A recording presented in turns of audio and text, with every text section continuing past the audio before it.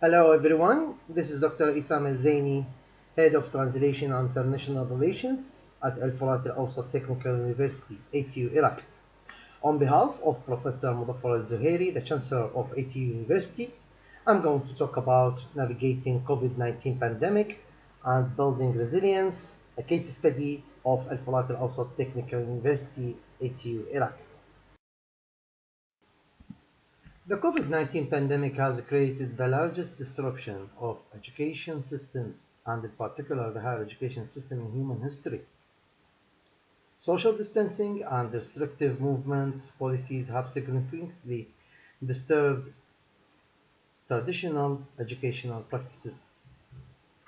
Indeed, returning to the original operation state of universities' campuses after relaxation of restriction is another challenge with many new standard operating procedures. University resilience. University resilience often refers to how an academic institution can return quickly to the normal educational conditions after facing disruption.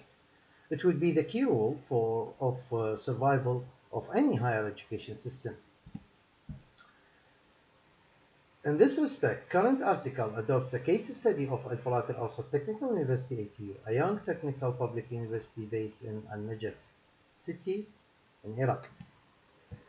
So despite those challenges raised by COVID-19 pandemic, the current study highlights the 5 important steps undertaken by ATU leaders that aid ATU University to make the necessary change and reconsider its vital role and responsibility in society.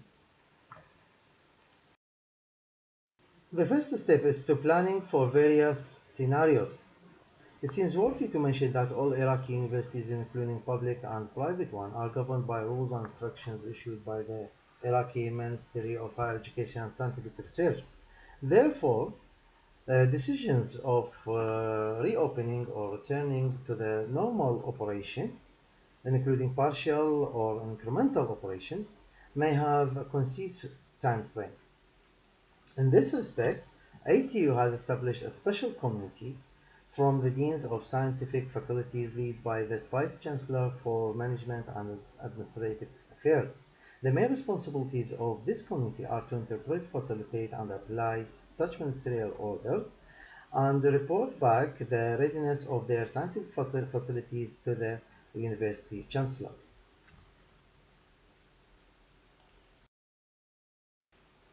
The second step is building an emergency reserves fund. In fact, establishing certain types of university infrastructure to accommodate sudden educational interruption would definitely require pre-reserved budgets. Since March 2022, ATU set a goal of achieving an emergency reserve fund based on its annual income and expenditures. Based on the figure below, ATU should currently have around 122 million Iraqi dinars as an emergency reserve fund, and this fund will be increased year after year.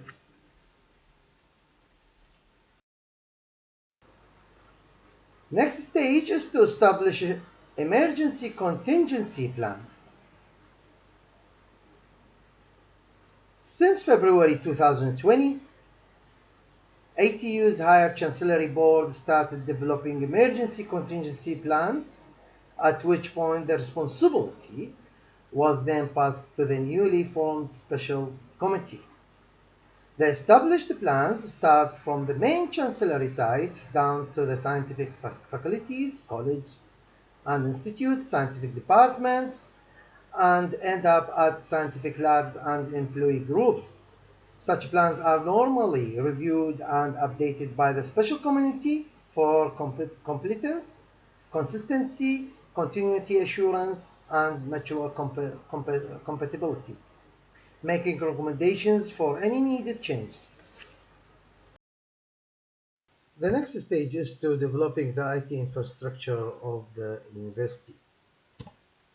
ATU upgrades its contract with the internet provider company, which this one is the first step that taken by the ATU University due to the COVID-19 pandemic. This step allows the university to provide free internet access for students who cannot afford to purchase it through offering them free prepaid internet vouchers.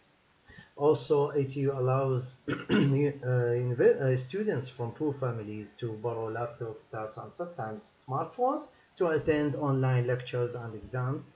And also, ATU installed interactive smart light boards in all its 5 different sites, college institutes, and made them available for lectures and professors to teach and pre-recording their lectures. Also, ATU emphasis on using virtual labs and simulation tools during the full lockdown period, while ATU divided students in groups maintaining social distance and health precautions during the experiments. This after the restrictions orders partially eased and allowed some students to go back to the normal life at university campuses. Also, ATU emphasis on all staff that and students should have the priority for obtaining COVID-19 vaccination.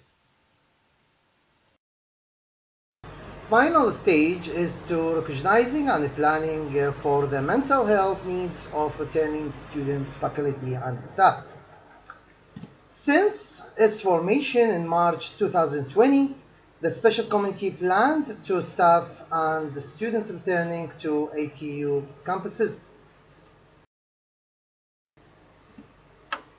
Plans include establishing new and renovating the existing in-campus sports stadiums, students' accommodation buildings, and their related facilities, bicycle stations, and in-campus media radio stations. Such projects aim to distress students and staff as well as encourage them to have a new healthy lifestyle. They also promote social interactions between different groups. Aiming to improve the staff and student health and wellness, ATU prepares series of workshops to educate people on attaining health diets as it could boost their mood and energy level, improve memory, and achieve better brain functions. ATU also carried out programs that encourage students and staff to be active and having regular exercise such as walking, jogging, swimming, and cycling.